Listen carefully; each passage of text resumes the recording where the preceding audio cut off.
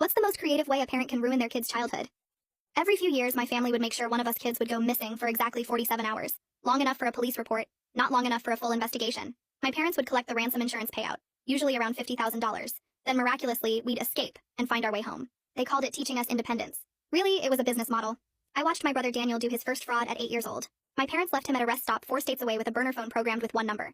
He had to wait exactly 47 hours before calling. They collected $45,000 from their kidnapping and ransom insurance policy, while he slept in a storage unit they'd pre-rented. When he finally came home, my mother hugged him for the security cameras they knew insurance investigators might check. "We're just so grateful he's safe," she sobbed, mentally calculating the profit margin. One time my sister Pia panicked and called 911 after only 6 hours. No payout. My parents spent months in the basement with her teaching her about family loyalty and following instructions. She never broke protocol again. I spent years preparing for my turn, learning bus routes, memorizing which hotels didn't check ID for their lobbies, which 24-hour businesses wouldn't question a kid hanging around. My father, who worked in insurance himself, drilled me constantly. "What do you say if someone asks why you're alone?"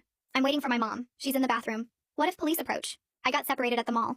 My parents are probably looking for me." Wrong answers meant beatings about how private school tuition didn't pay itself. Everything changed when I turned 12. Mrs. DePillo, my geography teacher, mentioned something odd while grading papers. "Interesting that 3 of your cousins have gone missing and been found over the past decade. What are the odds?" My blood went cold. "Your cousin Liam mentioned the pattern before graduating," she continued carefully. "Said he wished someone had noticed sooner." She left articles on her desk about insurance fraud, how children involved in their parents' schemes were usually placed in foster care. The information terrified me. It was 5 to 10 years imprisonment, and everyone was involved: aunts, uncles, grandparents. It was the family business. My first turn came at 13. My parents dropped me at a truck stop in Ohio with $20 and a prepaid phone. The story? I'd been grabbed at a gas station while they were inside, escaped from the kidnapper's van, found my way to safety. The insurance payout would be $75,000. They'd upgraded their policy. I lasted 36 hours in that truck stop, slept in the bathroom stalls, ate from vending machines. When a trucker asked if I needed help, I almost broke. But I knew what would happen if I ruined this. College fund gone, family reputation destroyed, the business that paid for everything ended. When I stuck to the plan, my parents took me to dinner at a nice restaurant to celebrate. "You did good," my father said, sliding me an envelope with $1,000 cash. "You're cut." The breaking point was my cousin Lily. She'd just turned 8, the minimum age my family considered safe for the scheme. But her parents were getting greedy. They'd bought a special circumstances policy that would pay out $200,000. The catch? She had to show signs of trauma for it to pay the full amount. They were planning to leave her for 72 hours. In November, in Michigan. The night before Lily's turn, I made a choice. I slipped her my old smartphone with a video saved on it. 20 minutes of me explaining everything. Insurance documents I'd photographed. News articles about kids who died in similar schemes. "If you get scared," I whispered, "you call 911 immediately. Tell them your parents left you there for insurance money. Tell them you want to go to a safe home." They dropped her at a rest stop the next morning. I watched them drive away, leaving their 8-year-old daughter alone in freezing weather for money. But Lily was already like them. She waited the full 72 hours. Played the traumatized victim perfectly. The insurance company paid out the full $200,000. That's when I got the text. "Unknown number. We have documentation." I stare at my phone screen for 20 minutes straight. My hands shake so bad I almost drop it twice. Someone knows about the video I gave Lily. That means someone watched it. That means everything I explained about the fraud, all the insurance documents I took pictures of, all the dates and policy numbers, everything is now in someone else's hands. I delete the message and turn off my phone. My finger hovers over the power button for a second before I press it. The screen goes dark, but I know that won't make the problem go away. I shove the phone under my pillow and sit on my bed staring at the wall. My brain keeps running through possibilities. Maybe it's someone from Lily's family who found the phone. Maybe it's a teacher who saw something. Maybe it's someone way worse. I don't know which option scares me more. At dinner that night, my parents pop open a bottle of champagne. They're celebrating Lily's successful return and the $200,000 payout. My mother laughs about how perfect the timing was. My father raises his glass and talks about family loyalty. Every smile at the table feels like a mask. I wonder if the person who texted me is watching our house right now. Maybe they're sitting in a car down the street taking pictures of us through the window. I push roast chicken around my plate with my fork. The food tastes like nothing. My mother asks if I'm feeling okay. I tell her I'm fine, just have a lot of homework. She nods and goes back to discussing investment strategies with my father. I excuse myself early and head upstairs. My legs feel weird walking up the steps, like they might give out. In my room, I close the door and lean against it. I turn my phone back on and watch the screen light up. 3 more messages from the unknown number pop up immediately. The first one asks if I got their message. The second one says they need to talk to me. The third one says this is important and I shouldn't ignore them. My stomach twists into a knot. I realize ignoring them won't work. They'll just keep texting or maybe do something worse. I type out a response asking who they are. I delete it. I type something else asking what they want. I delete that too. I go through 5 different versions before I settle on something that sounds normal. I just type, "Who is this?" and hit send before I can change my mind again. The response comes back in seconds. My phone buzzes and I nearly throw it across the room. The message says there's someone who saw my video to Lily, the one explaining the insurance fraud, the one with policy numbers and dates. My vision gets blurry for a second. I have to blink a few times to clear it. That means they have specific details, not just guesses or suspicions. They know exactly what I told Lily. They probably have copies of the documents I showed her. I type back asking what they want from me. My hands are shaking again and I have to retype the message 3 times to fix the spelling mistakes. They reply that they want to meet in person to talk about options for everyone involved. The words make me feel trapped. I'm stuck between being scared of my family finding out and being curious about who this person is. What if they're trying to help? What if they're trying to set me up? I don't know what to do, so I text back that I'll only do texts, no calls, no meetings yet. They say okay, and that they'll be in touch. The next 2 days are awful. I barely sleep at all. Every time my phone buzzes, I jump. Every notification sound makes my heart race. I check my messages about 100 times even when I know there's nothing new. My parents notice something is wrong. I'm distracted at breakfast. I'm quiet at dinner. I forget to do my chores. My father corners me after school on Wednesday. He asks if I'm having second thoughts about family business. His voice sounds calm, but his eyes look hard. I tell him I'm fine, just stressed about a history test coming up. He stares at me for a long time before he nods and walks away. I let out a breath I didn't know I was holding. Thursday morning, the unknown number sends a photo. It's a document, a claim form from one of Daniel's early frauds. I can see my parents' signatures at the bottom. The date is from 6 years ago. They have access to actual insurance records. This isn't just someone who found my video on Lily's phone. This is someone official, someone who works for an insurance company or the government or something. I spend the whole day at the school thinking about it. In study hall, I use the library computer to research insurance fraud investigations. I learn about special investigation units that insurance companies have. They're the people who catch fraud. They have access to all the claim records and can see patterns across different policies. I realize I might be talking to someone whose job is catching people like my family. That night, I text them directly. I ask if they work for an insurance company. They confirm they're with an SIU. They say they're looking into weird patterns in kidnapping and ransom claims. They know about at least 7 times my family has done this over the past 10 years. They say I'm not their target. They say I could help stop this from happening to more kids. My first thought is to protect my family. I know that sounds crazy after everything, but they're still my family. I text back that I can't help them. There's a long pause before they respond. They say Lily is already scheduled for another turn next month. They say they saw it in emails they got access to. The thought of Lily going through that again makes me feel sick. I run to the bathroom and throw up. My mother knocks on the door asking if I'm okay. I tell her I think I ate something bad. I lean against the cold tile floor and think about 8-year-old Lily spending another 72 hours alone in the cold. I think about the fake trauma becoming real trauma. I think about more kids getting pulled into this as they turn 8. I wipe my mouth and stand up. I look at myself in the mirror and barely recognize the person staring back. I walk back to my room and close the door. My phone sits on my desk where I left it. I pick it up and stare at the messages from the unknown number. The next morning I start watching everything differently. There's a gray sedan parked down our street that I've never noticed before. It's still there when I leave for school. It's there again when I get home. The third day I see it, my hands start shaking. I don't know if my family hired someone to watch me or if it's the investigator keeping tabs. Either way, it means someone is paying attention to what I do. At the school, I catch myself staring at my teachers during classes. I'm trying to figure out who might help if I needed it. Mrs. DePillow notices me watching her during geography and asks if everything is okay. I shake my head and say I'm fine, but I make a mental note that she's already seen the pattern once with my cousins. She might be someone safe. My phone buzzes during lunch. The investigator texts that they get why I'm scared but asks if I'll meet them one time in public during the day. They suggest the main library downtown on Saturday afternoon. I don't reply, but I can't stop thinking about it. Every time I close my eyes, I see that library. I imagine walking in. I imagine what might happen. Thursday night, my mother calls a family meeting for Sunday. My chest gets tight and I feel like I can't breathe properly. These meetings always mean something bad. Either someone messed up or they're planning something new. I text the investigator asking what happens if I meet them. Do I have to decide anything right away? They text back fast. They say no pressure. Just information about what options exist and what protections are available. They mention that kids who cooperate often get immunity deals. That word sticks in my head. Immunity. It means I wouldn't go to jail for the frauds I helped with. It means I might actually have a way out of this. Friday night, I pull out a backpack and start packing. I put in clothes, some cash I've been saving, the burner phone from my own fraud. I find a list of youth shelter addresses online and print it out. I hide everything in the back of my closet under some boxes. Just knowing I have an escape plan makes me feel a little bit better. Like I have some control over what happens next. Saturday morning, I tell my parents I need to go to the library for a group project. My father says he'll drive me. My stomach drops, but I can't say no without making him suspicious. He pulls up to the library and watches me walk through the front doors. I can feel his eyes on my back the whole way. I find a study room in the back corner and sit down. My hands won't stop shaking. I don't know if I'm actually going to go through with this meeting.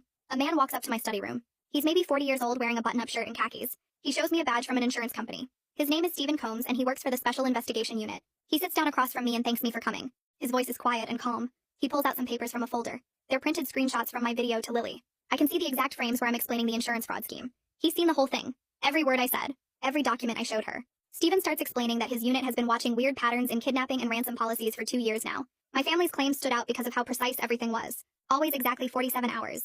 Always successful escapes. Never any actual ransom demands made to police. He says the patterns are too clean, too perfect. He says they need someone on the inside to testify and help build a criminal case. I ask him what happens to kids who testify against their families.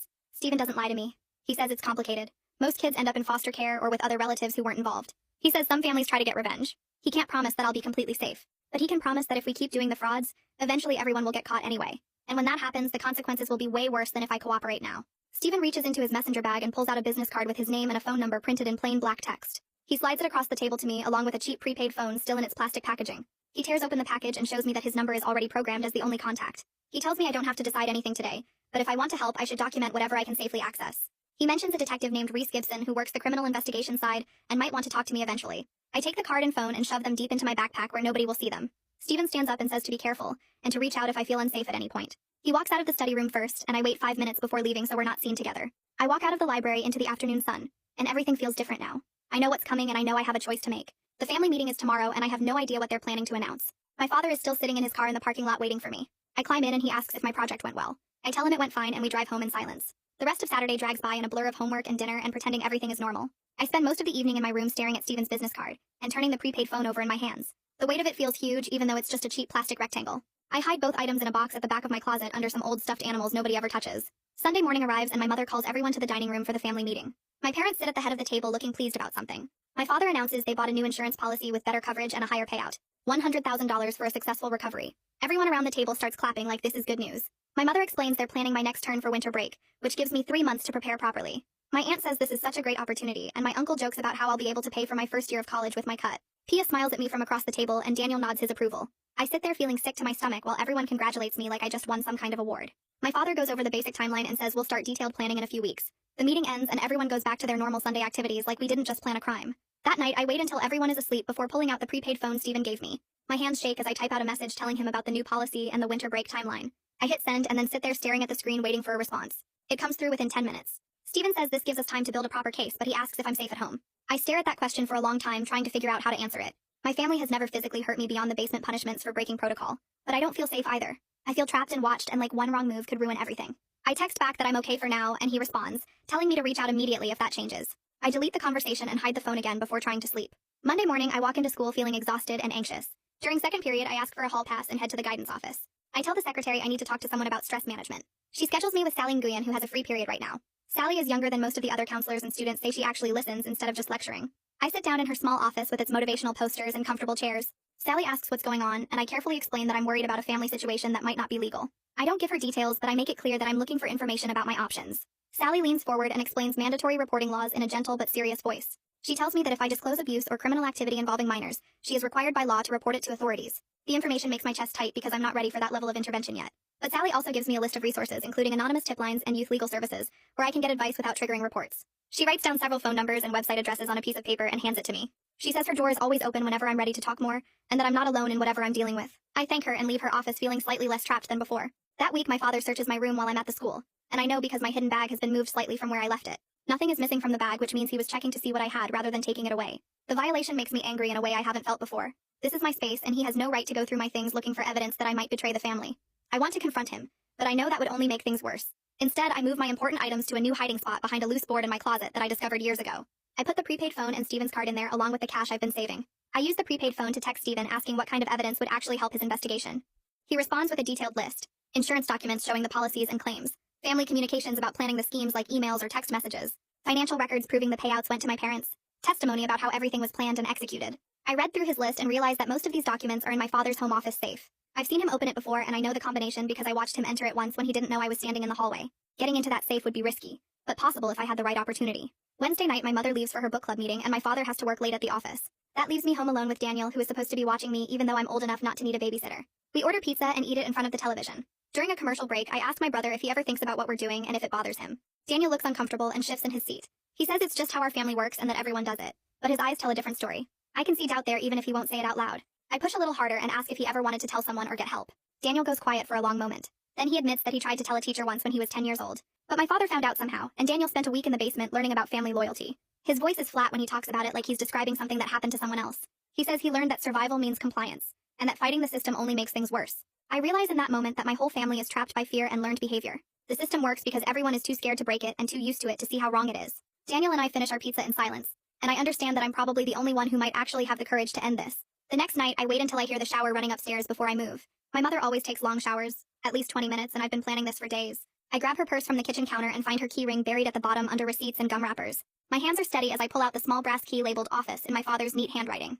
I watched a YouTube video 3 times about making wax impressions using a candle and a bar of soap. The tutorial made it look easy, but doing it for real feels different. I press the key firmly into the softened wax, making sure to get both sides. Then I put everything back exactly where I found it. The whole thing takes maybe 2 minutes, but it feels like an hour. I hide the wax impression in my closet behind the loose board, and wait 3 days for the right moment to actually use it. Friday afternoon, both my parents have meetings that run late, and Daniel has basketball practice. I'm home alone for the first time in weeks. I take the duplicate key I made at the hardware store using the wax impression, and head straight to my father's office. The key slides into the lock and turns smoothly. The safe sits in the corner behind his desk, and I know the combination because I memorized it months ago when I watched him open it through the crack in the door. I turn the dial carefully, listening for the clicks. The safe opens on my first try. Inside are stacks of folders organized by year, and I start photographing everything with the prepaid phone Steven gave me. Policy documents with our names on them, claim forms with dates and amounts, spreadsheets tracking payouts over the years, notes in my father's handwriting about which cousins are scheduled next, and how much each fraud should generate. My hands shake so badly that some of the photos come out blurry and I have to retake them. Every sound in the house makes me freeze, expecting my father to walk in and catch me. I spend 20 minutes in that office photographing page after page until I hear a car door slam outside. I close the safe, spin the dial, lock the office door, and run upstairs to my room. My heart doesn't stop racing for an hour. The photos show everything Steven needs to prove the fraud. I spend that night reviewing them on the tiny prepaid phone screen, reading my father's notes about estimated payouts and risk assessments. He wrote down which insurance companies are easiest to fool and which adjusters ask too many questions. There's a whole section about coaching kids on their stories and what to do if someone gets suspicious. I send the photos to Steven using the encrypted messaging app he showed me how to use. The messages take forever to send because the files are so big, but eventually they all go through. Steven responds within an hour even though it's almost midnight. He confirms this is exactly what they need to build a case. He says the documents prove intent and planning, not just one-time mistakes. He texts that we need to talk about what comes after this, about bringing in law enforcement and what that process looks like. I read his message 5 times before responding that I'm ready to talk. Steven's next message comes Tuesday morning while I'm getting ready for school. He wants to bring in Detective Reese Gibson from the Criminal Fraud Division to explain what a full investigation would involve. He promises the conversation would be off the record at first, just information about what's possible and what protections exist for kids who cooperate. I agree to a phone call, but I tell him it has to be from the school where my parents can't trace it. Steven sets it up for Thursday afternoon during my free period. I ask Sally if I can use her office phone for something important, and she agrees without asking questions. She's good like that, knowing when to push and when to just help. Thursday afternoon, I sit in Sally's office with the door closed. Sally stays with me as a witness like Steven suggested. I dial the number Steven gave me, and a man answers on the second ring. Detective Reese Gibson has a calm voice that doesn't sound like the cops on TV shows. He thanks me for being willing to talk, and asks if I understand that this conversation is just informational. I tell him I understand. Gibson explains that insurance fraud at this scale is a serious crime, usually a felony with prison time. But he also says that kids who were forced or pressured into participating are treated as victims, not criminals. He asks about the evidence I provided to Steven, and confirms it's strong enough to start building a criminal case. He says the documents show clear intent and planning over many years involving multiple family members. The way he talks makes it sound real and scary, and also like maybe there's a way out of this. Gibson keeps talking, and I listen carefully to every word. He explains that a full investigation would involve multiple agencies working together. The Insurance Fraud Division would handle the financial crimes. Child Protective Services would get involved because kids were put in danger. The FBI might join if the fraud crossed enough state lines, which it did because my family operated in at least 6 different states. He can't promise everything will work out perfectly. He says investigations are messy and sometimes things go wrong. But he can promise that I would have advocates, people whose job is to protect kids in situations like mine. He can promise I wouldn't be treated as a criminal. Then he asks if I understand what cooperation would mean for my family. His voice gets quieter when he asks this, like he knows it's the hardest part. I tell Gibson I understand my parents would probably go to jail. My aunts and uncles too. Maybe even my grandparents if they were involved in planning. The thought makes me feel sick and relieved at the same time, which doesn't make sense, but that's how it feels. Gibson says that's a normal reaction. He says a lot of kids in my situation feel guilty about protecting themselves, like they're betraying their family by telling the truth. He suggests I think carefully about whether I'm ready for what comes after. He doesn't push me to decide right away. After we hang up, Sally squeezes my shoulder and asks if I'm okay. I nod even though I'm not sure. She says I'm brave for even considering this, and that whatever I decide, she'll support me. That weekend my aunt and uncle visit with Lily. She's wearing new clothes and carrying new toys, everything bought with the money from her fraud. She shows me a tablet and a bike and a whole collection of dolls she picked out. My aunt brags about how well Lily handled everything, how mature she was, how she never broke character even when she got scared. Lily smiles and plays with her new things, but I watch her carefully. When my uncle closes a door too hard, she jumps and drops the doll she's holding. When my mother suggests Lily go play in the basement, she makes an excuse about wanting to stay upstairs. She doesn't like being alone in rooms anymore. I notice she keeps checking to make sure adults are nearby. The trauma they made her fake for the insurance payout is becoming real trauma, and she's only 8 years old. That realization makes my decision feel clear. I can't let this keep happening to more kids. Sunday night I text Steven using the prepaid phone. I tell him I want to move forward with cooperating, but I need to know what happens to kids like Lily and me during the investigation. I need to know if we'll be safe and where we'll live and if we'll still see each other. Steven responds that he'll set up a meeting with a prosecutor who handles these cases. She can explain the process better than he can, and answer questions about protective custody and foster placement. The meeting gets scheduled for Tuesday after school at a coffee shop across town, far from anywhere my family might go. Monday night at dinner, my father announces another family meeting for next weekend. He says it's time to discuss business expansion. He mentions that several younger cousins are turning 8 soon, and it's time to bring them into the program. He talks about it like it's a job training opportunity, something positive and beneficial. My mother adds that they've been researching new insurance companies with better policies and higher payouts. She says if they plan carefully, they could generate over $500,000 next year. Everyone at the table nods and smiles. Daniel asks about his cut if he helps train the younger kids. My sister Pia suggests creating a manual with tips and scripts. I sit there feeling desperate and determined. More kids are about to get pulled into this, and I might be the only one who can stop it. Tuesday afternoon, I tell my parents I have a group project meeting at the library. My father offers to drive me, but I say my friend's mom is picking me up. I take 2 buses across town to reach the coffee shop Steven chose. It's a small place with mismatched furniture and local art on the walls, the kind of place where nobody pays attention to other people's conversations. Steven is already there at a corner table. Sitting with him is a woman in her 30s wearing a gray suit. She stands up when I arrive and introduces herself as Rafaela Spears, assistant prosecutor. Sally came with me like she promised, and I'm grateful not to be alone for this. Rafaela shakes both our hands and suggests we sit down. She orders me a hot chocolate without asking if I want one, which feels motherly in a way that makes my chest tight. Stephen looks serious but not unkind. Rafaela opens a folder and begins explaining what happens when someone decides to cooperate with a criminal investigation. She opens a folder with forms and legal documents inside and starts explaining how everything would work if I decide to cooperate with their investigation. Her voice stays calm and professional as she talks about testimony and evidence and criminal charges. She says if I agree to provide formal testimony about the fraud schemes, the state prosecutor's office would file charges against all the adults who participated in planning or carrying out the insurance fraud. The charges would be serious because they involve children and multiple incidents across state lines. She explains that once charges get filed, Child Protective Services would step in immediately to remove kids from any homes where fraud was happening. I feel my chest get tight thinking about what that means for everyone. She says they would try to place kids with relatives who weren't involved in the schemes, but she can't promise I'd get to stay with family members I know. Some kids might end up in foster care if no safe relatives exist. The honesty feels scary, but also better than being lied to. Stephen adds that they've already identified several relatives in my extended family who don't appear connected to the fraud and might be placement options. Rafaela continues explaining that I would be protected from any retaliation attempts, with regular check-ins from law enforcement and CPS workers assigned to monitor my safety. Sally squeezes my hand under the table while I process all this information. I look at Rafaela and ask what happens to Lily and my other young cousins who already did frauds. My voice shakes asking the question because I'm scared of the answer. Rafaela's expression gets serious and she says all children would be removed from homes where fraud occurred, including Lily and the others. She explains that even though those kids followed their parents' instructions, they're still considered victims who need protection. The thought of my entire extended family getting broken apart feels huge and overwhelming. I think about holiday dinners and birthday parties and family vacations, all of it ending because of what I'm about to do. But then I think about more 8-year-olds like Lily spending 3 days alone in freezing weather, just so their parents can collect money. I think about the younger cousins my family mentioned bringing into the business next year. Rafaela sees me struggling with the decision and says, I don't have to answer right now. She slides a card across the table with her direct phone number written on it. She gives me 1 week to think about whether I want to proceed with a formal proffer agreement, which is the legal term for my cooperation deal. Stephen walks me and Sally out to the parking lot after the meeting ends. He reminds me that I can call him anytime if I feel unsafe or if my family suspects anything. Sally drives me home and I stare out the window the whole way, feeling like I'm carrying a weight that's too heavy to hold. The next week feels like torture, as I watch my family do normal everyday things, while knowing everything is about to explode. My mother sits at the kitchen table on Monday morning talking about vacation plans for next summer. She's looking at beach house rentals and asking if I prefer Florida or South Carolina. I eat my cereal and nod at appropriate times while thinking about how she might be in prison next summer.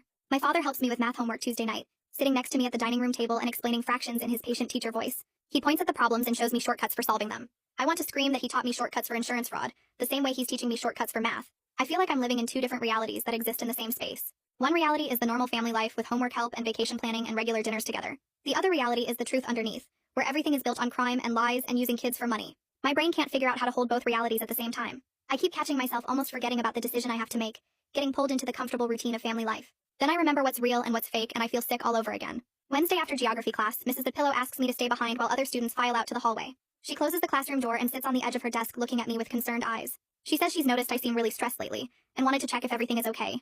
Her voice is gentle and careful, like she's trying not to scare me. She mentions that she remembers our conversation from years ago about my cousins who went missing and were found. She says she's been thinking about that pattern and wants me to know I can talk to her if I need help with anything. The kindness in her voice almost breaks me completely. I feel tears starting in my eyes and I have to look down at my shoes to stop them from falling. I manage to say I'm fine, just worried about some family stuff. Nothing serious. She doesn't push, but she writes her cell phone number on a sticky note and hands it to me. She says to call or text anytime, even outside school hours, if I need someone to talk to. I take the note and shove it in my backpack, then practically run out of her classroom before I start crying for real. I head straight to Sally's office and knock on her door even though I don't have an appointment. She takes one look at my face and pulls me inside, closing the door behind us. Sally sits me down on her comfortable couch and waits quietly while I try to get my breathing under control. I tell her about the meeting with Rafaela and the decision I have to make by the end of the week. I explain how I feel like I'm destroying my whole family by choosing to cooperate. Sally listens without interrupting, and then she says something that helps more than anything else. She reminds me that I'm not responsible for my parents' choices or their criminal behavior. She says they made decisions to commit fraud and involve children in their schemes, and those were their choices, not mine. She tells me that choosing to protect other kids from going through what I went through doesn't make me a bad daughter. She says it makes me brave and strong and caring about people besides myself. Her words help, but the guilt still sits heavy in my chest like a rock I can't move. I ask what happens if my family hates me forever after this. Sally says that might happen and she can't promise it won't. But she also says that sometimes doing the right thing means accepting painful consequences. She reminds me that Lily is only 8, and there are other young cousins who haven't been used for fraud yet. I could be the one who stops that from happening to them. We sit together for the rest of lunch period and she doesn't make me go back to class. She writes me a pass saying I had a counseling session and sends me to my afternoon classes when I feel more steady. Thursday night after dinner, I go to my room and close the door. I take out the prepaid phone Stephen gave me and stare at Rafaela's card for 10 minutes before I can make myself dial her number. She answers on the second ring and her voice sounds professional but not cold. I tell her I've made my decision and I'm ready to proceed with cooperation. My voice shakes saying the words out loud because they feel so final and huge. Rafaela says she's glad I called and that she knows this wasn't an easy choice. She explains that she'll schedule a formal proffer session for Monday morning, which means I'll have to miss school. She says the session will take several hours as I provide detailed testimony about everything I know regarding the fraud schemes. Stephen and Detective Reese will both be there to take my statement. She asks if I want Sally present as my support person, and I say yes immediately. Having Sally there will make the whole thing feel less scary. Rafaela says she'll coordinate everything and will call Sally directly to arrange the details. She reminds me not to do anything that might alert my family to what's happening. She says to act completely normal for the next few days. I promise I will, and we hang up. I sit on my bed holding the phone and feeling like I just jumped off a cliff with no way to climb back up. Friday night, my parents call another family meeting in the living room. Everyone gathers around like we do every few months when there's family business to discuss. My father stands at the front of the room with papers in his hands. He starts talking about expansion plans for next year with excitement in his voice. He says they've identified 4 new cousins who will turn 8 next year and are ready to participate in their first frauds. He talks about it like it's a job training program or a family tradition being passed down. My mother adds that they've been researching new insurance companies with better policies and higher payout amounts. She's made spreadsheets calculating potential earnings if they execute 12 frauds next year. The number she mentions is over $500,000. My uncle jokes about being able to retire early, and everyone laughs like this is normal family planning. People start volunteering to help train the younger kids and offering to scout good locations for drop-offs. Daniel asks what his cut will be if he helps with training. Pia suggests creating a written manual with tips and scripts so the younger kids can study and prepare properly. I sit in my chair feeling completely numb and disconnected from my body. I look around at my family members' faces, seeing their excitement and pride about expanding the criminal operation. I think about how in just a few days, police will be arresting most of the people in this room. I think about how I'm the one who's going to make that happen. Everyone is smiling and planning and celebrating, and I'm sitting here knowing I'm about to destroy all of it. The meeting ends with my father assigning everyone tasks for the expansion project. I go upstairs to my room and close the door, feeling like I might throw up. Over the weekend, I take out a notebook and start writing down everything I remember about every fraud I witnessed or participated in. I start with Daniel's first fraud when he was 8 and I was 6. I write down the date as close as I can remember it, the location where they left him, how long he was gone, how much money they collected. I move through the years, listing each incident I know about, my own fraud, Lily's fraud, my cousin's frauds. I include every detail I can remember about how the schemes were planned and executed. I write down conversations I overheard about buying policies and filing claims. I list the insurance companies my family used. I note which relatives were involved in planning versus which ones just knew about it. The timeline goes back 10 years and includes at least 15 separate incidents that I know about for sure. There might be more that happened before I was old enough to understand what was going on. Writing it all out makes the scale of what my family has done feel real and horrible in a way it didn't before. Seeing it listed on paper, incident after incident, year after year, makes me realize this isn't just a few bad choices. This is an organized criminal operation that's been running for over a decade. I fill 12 pages in my notebook with details and dates and names. My hand cramps from writing so much. When I finish, I hide the notebook under my mattress and feel exhausted and sad. Saturday night, I'm walking down the hallway to the bathroom when Pia comes out of her room and stops me. She looks at my face closely and asks if I'm okay because I've been acting strange all week. Her voice sounds genuinely worried, not suspicious or angry. I almost tell her everything right then. I almost explain about meeting with the prosecutor and making the decision to cooperate and how everything is about to change. But then I remember what my parents did to her in the basement after she broke protocol. I remember how she learned to follow instructions perfectly after that punishment. She's been fully part of the family business ever since, never questioning anything, always doing what she's told. If I tell her what I'm planning, she'll either try to stop me or she'll warn our parents. I can't risk either of those things happening. So instead, I hug her tight and tell her I'm fine, just stressed about school stuff. She hugs me back and says she's here if I need to talk. I hold on to her for a long moment, knowing this might be one of the last normal interactions we have as sisters. After Monday, everything changes. After Monday, she'll probably hate me. I let go and tell her goodnight, then go to the bathroom before she can see me start crying. Sunday morning, I tell my parents I'm going to Sally's house to work on a school project. My mother barely looks up from her coffee and newspaper. My father reminds me to be home by dinner. I ride my bike to Sally's house with my backpack heavy on my shoulders. Inside the backpack, I packed a real bag with important items I might need if I have to leave my home suddenly. I included my birth certificate that I found in my father's office safe. I included my social security card. I packed my favorite photos from family vacations and holidays, the good memories I want to keep even though everything is about to fall apart. I included my favorite books, the ones I've read so many times the pages are worn soft. I packed some clothes and basic supplies. Sally answers her door and lets me inside. I explain that I need her to hold this bag for me in case something goes wrong and I need to leave my house quickly. She takes the bag without asking questions and puts it in her hall closet. She says it will be safe here and I can come get it whenever I need it. Having my important things stored somewhere else, somewhere my family can't touch them, makes the upcoming week feel slightly less scary. I know that no matter what happens, I have some piece of my life protected and separate. Sally makes me hot chocolate and we sit at her kitchen table not talking about Monday, just being quiet together. When I ride my bike home later, my backpack is empty and light, but I feel like I can breathe a little bit easier knowing part of me is already safe. Monday morning arrives and Sally picks me up at 7, earlier than school usually starts, and drives downtown to the prosecutor's office. The building looks official and serious with metal detectors at the entrance and security guards checking IDs. I show my school ID and they wave me through after checking Sally's credentials. Stephen and Reese wait in a conference room on the 3rd floor, along with Rafaela and another woman who introduces herself as the stenographer, who will record everything I say. The room has a long table, uncomfortable chairs, and a recording device set up in the center. Rafaela explains the proffer agreement one more time, making sure I understand that my cooperation means immunity from prosecution for my own participation in the frauds. I sign papers that Sally helps me read through and then we start. The session lasts 4 hours with only one short break. I explain everything from my earliest memories of Daniel's first fraud when I was 6 years old. I describe how my parents planned each incident, selecting locations and timing everything precisely. I talk about the storage unit rentals, the burner phones, the practice sessions where they drilled us on what to say. I explain the punishment system, how Pia spent months in the basement after calling 911 too early, how that taught the rest of us to follow instructions perfectly. I describe my own fraud at the truck stop in Ohio, the fear and loneliness of those 36 hours, the relief when it ended and the guilt about taking my cut of the money. Rafaela asks specific questions about policy numbers and payout amounts, and I give her everything I remember, plus what I photographed from my father's safe. Stephen asks about the extended family involvement, so I list aunts and uncles and cousins who participated over the years. Reese wants to know about Lily's 72-hour ordeal, so I explain the special circumstances policy, and how her parents plan to leave her longer in colder weather, to generate more trauma. The stenographer's fingers move constantly across her keyboard, recording every word. During the break, Rafaela brings me water and a granola bar from the vending machine. She sits across from me and explains that based on my testimony and the documents I provided, they have enough evidence to charge multiple adults with insurance fraud, child endangerment, and conspiracy. She says the fraud charges alone carry 5 to 10 years and the child endangerment adds more time. I ask if I'll have to testify in court, and she says probably not, because most cases like this end in plea deals once defendants see the evidence. She promises that my cooperation means I won't face any charges, that I'll be treated as a victim rather than a participant. The investigation will take several weeks to build properly before they execute warrants and make arrests. They need to coordinate with CPS to have placement ready for all the kids who will be removed from homes. After the session ends, Reese walks with me and Sally to the elevator. He explains that removing multiple children from multiple homes requires careful planning with social services. He estimates 2 to 3 weeks before they're ready to move. I ask if I have to go home during that time, and he says yes for now. But they'll move quickly if I feel unsafe or if my family suspects anything. He gives me his direct cell number and tells me to call immediately if anything changes. Sally drives me to the school for the afternoon classes, and I sit through history and English feeling like I'm watching everything from far away. The next 2 weeks are the strangest of my life. I live my normal routine knowing everything is about to explode.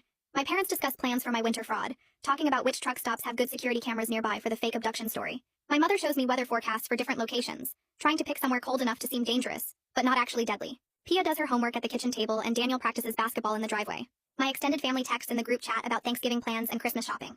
I read every message knowing that in a few weeks most of these people will be in jail. Stephen sends me updates every few days through encrypted messages on the prepaid phone. He texts that subpoenas were issued for financial records from multiple insurance companies. He tells me they obtained search warrants for 5 different homes. He mentions coordination meetings with CPS to arrange temporary placements. Each update makes my stomach twist with this weird mix of anticipation and dread. Sally checks on me every day, calling me to her office during lunch periods just to make sure I'm okay. I spend those lunch breaks in her office instead of the cafeteria, and she never pushes me to talk, just lets me sit there feeling less alone. Wednesday of the second week, my father gets a phone call during dinner that makes him pause with his fork halfway to his mouth. He listens for a few minutes, asks some questions, then hangs up looking slightly concerned but not alarmed. He tells my mother that the insurance company wants to do a routine audit of our policies, some kind of random quality check. My mother asks if that's normal and he says it happens sometimes, probably just verifying their records after paying out so many claims over the years. He actually laughs and says they probably want to make sure their good luck customers are legitimate. I keep eating my pasta and pretend to be focused on my food, but inside I'm screaming because I know this is Stephen's unit tightening the investigation. I have to hide every reaction, every sign that I know what's really happening. That weekend, my mother takes me shopping for winter clothes for my upcoming fraud. We go to the outdoor store and she cheerfully helps me try on jackets, testing which ones would work for sleeping in cold weather, but wouldn't look too expensive on security cameras. She discusses which truck stops have the cleanest bathrooms and the best lighting for the parking lots where I'll be waiting. She talks about all of this like we're planning a camping trip, completely casual about the fact that she's preparing to abandon her daughter in freezing weather for money. The disconnect between her attitude and the horror of what she's planning makes me feel sick.